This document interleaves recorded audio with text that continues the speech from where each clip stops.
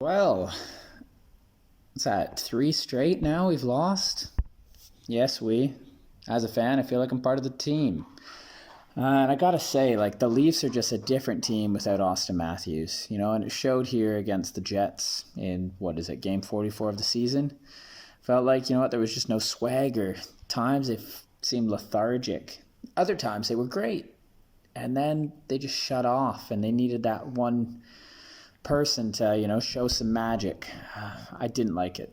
So let's start this game, shall we? Campbell's back in net. You got Hellebuck there coming off a loss, so that's not good. They were saying on the broadcast he's like 10-1-2, 2.17 goals against average, 930 save percentage following a loss. Good luck, Leafs. Anyway, Leafs score first, and it's literally the exact same play back to back. At first, there's a great zone entry, and it's JT getting a chance, a shot off, blocker saved by Hellebuck, of course. But then right after that, the enter again, JT through to Marner across to Galchenyuk. It goes in. The play carries on because the ref thought it hit the post or something. I don't know what he was seeing. Like, we watched it. That was an easy goal, guaranteed. But they do make the right call. Good goal. Nice to see Galchenyuk scoring. And, Leafs are up 1-0. Following that, what else happens? There's a cross-checking penalty, which, a lot of times that's been let go. I remember Lucic when he cross-checked whoever along the sideboards, and Calgary ended up scoring on the play. I think it was Mangiapane. There was no call there. Here, Leafs get the call, and eventually they're on a 5-on-3. And the Leafs power play is still bad. The second unit had some good movement at the end. I think it was Simmons who whiffed the puck there, but it was good movement there at the end, but still nothing. And then the Jets get their chance on a power play, and I think it was Bogosian. He gets his own little cross-checking. Dubois, he took one cross-check, held up, second cross-check, maybe a little bit of a dive there. But hey, I guess you got to call it. You called it one way, call it the other way. And 9 seconds into the power play, of course, the Jets score. Goes right through Campbell. He wants that one back. No cross-checking today for anyone. Not allowed, I guess.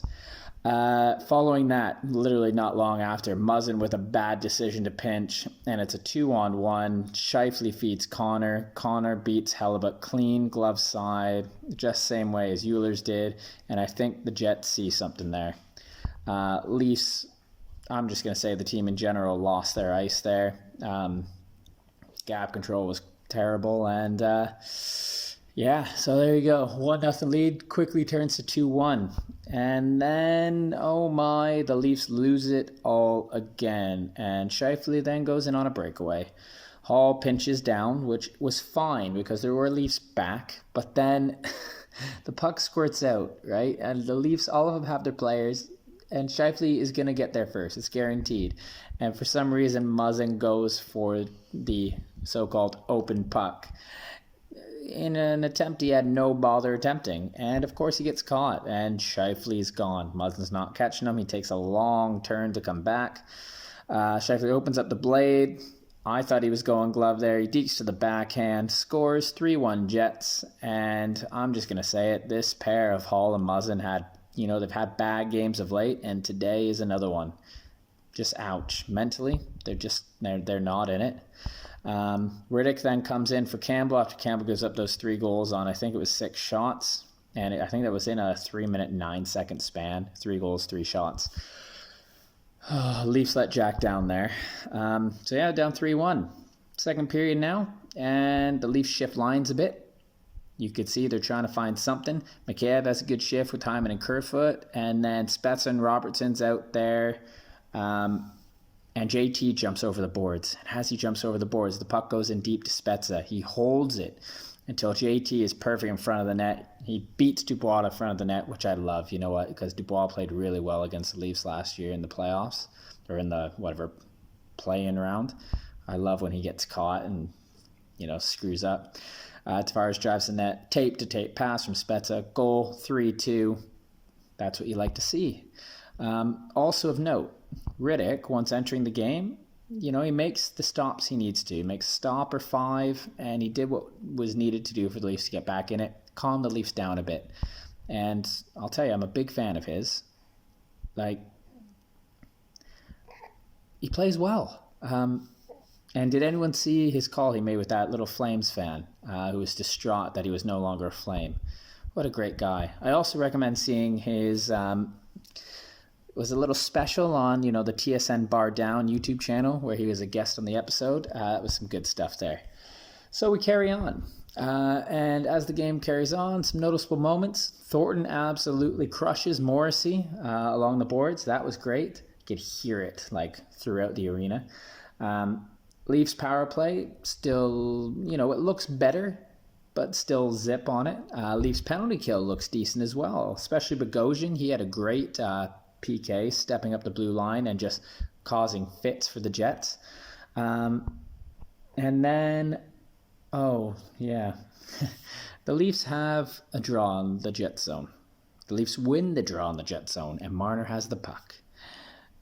But it's Euler's on him, and Euler's hounds him. And, Mitch and Dave. Euler just wants it more than both of them. He strips Mitch Marner in the Leafs zone.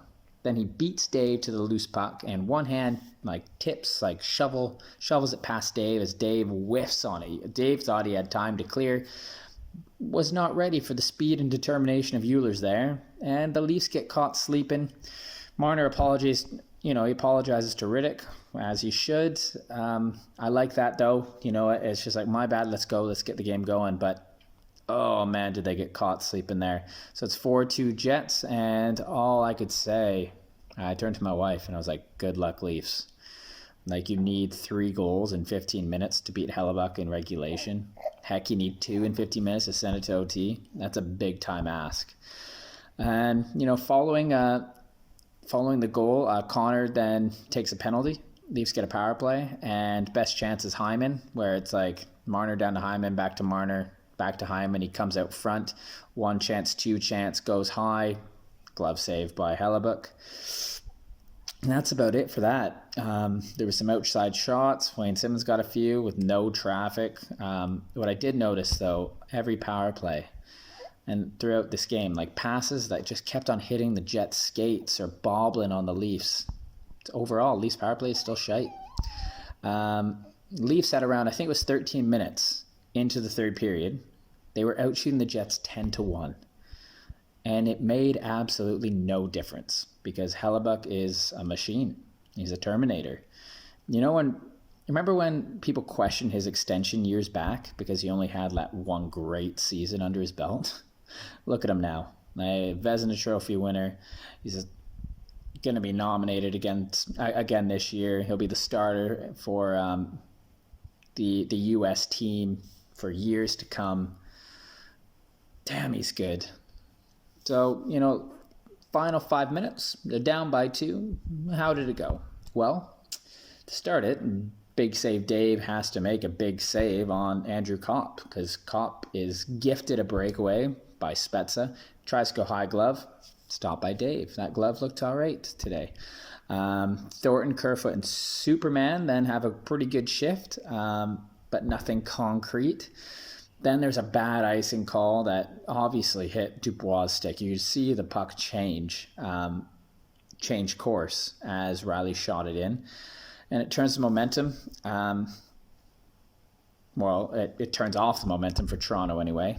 Leafs are able to eventually pull Rittich, but he has to get back into the net quick as the Leafs were just floundering in the Jet zone. They just kept giving the puck away. Like I said, hitting Jet skates, passes hopping over. It wasn't good. Finally, Rittich does get to the bench, and Robertson just takes it himself. Gets a nice, good, low shot off, but of course it stops because it's Hellebuck. Leafs then decide to do a crazy thing. They have more players, so what are they going to do? Marner decides, I can't skate it in. Why don't I dump it? So a high dump, and they chase it, and it works. They actually get zone time. They get chances. And then, unfortunately, Hyman and Pionk are battling. Pionk, you could see him holding Hyman's stick. Hyman shoves him over. Forbert comes out. Hyman throws him off. Pionk gives Hyman a slash. Hyman turns around, slashes him, does get him up high by accident there. I think he obviously went to slash down at the ankle or whatever. Momentum done. Hyman's in the box. It's an unfortunate incident. It was a hard battle. Frustration obviously took over. He didn't mean to hit him there up high, but those things happen. And the Jets finish the game up on the power play. Leafs pull Rittich again.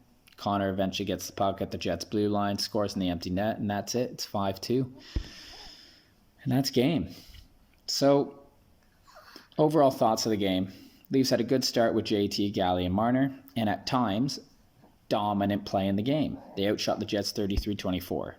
Problem? Leafs fell asleep for 3.5 minutes and let down Jack in the first period. Rittich did give them some solid goaltending to keep them in it until him and Marner closed their eyes versus Ehlers.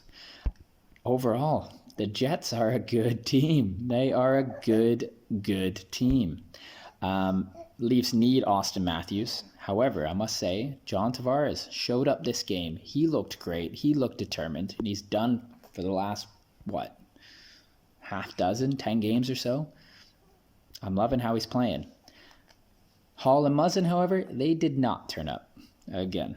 I welcome Leafs getting Matthews, Willie, Foligno, and company back, or welcoming them into the lineup, because they're looking a little thin while watching that. You know what? They didn't have that oomph that they need. Also, as of note, they mentioned that Freddie practiced, or he skated at least. So I guess it's time for the Leafs capologist to work his magic. Because, they just need to sort out the cap up until playoff time, and then the cap goes bye-bye. I know Tampa's looking forward to it. Freaking Kucherov's coming back for them. Overall, the Leafs lose, and the Jets are now 3 points back of first. Toronto has 60 points, the Jets 57. Both have played the same amount of games. Toronto's now 28, 12, and 4. And from looking at the broadcast and what they were saying, it looks like the next game, I think it's supposed to be against Vancouver, that's likely to be postponed versus the Canucks. You know what? That's good, and it's good on the league. Because for the Leafs anyway, it gives them some extra time to tinker, and Matthews and everyone else to rest up and get healthy.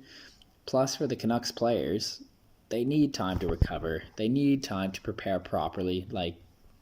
Their whole team was decimated by COVID. It hits people differently.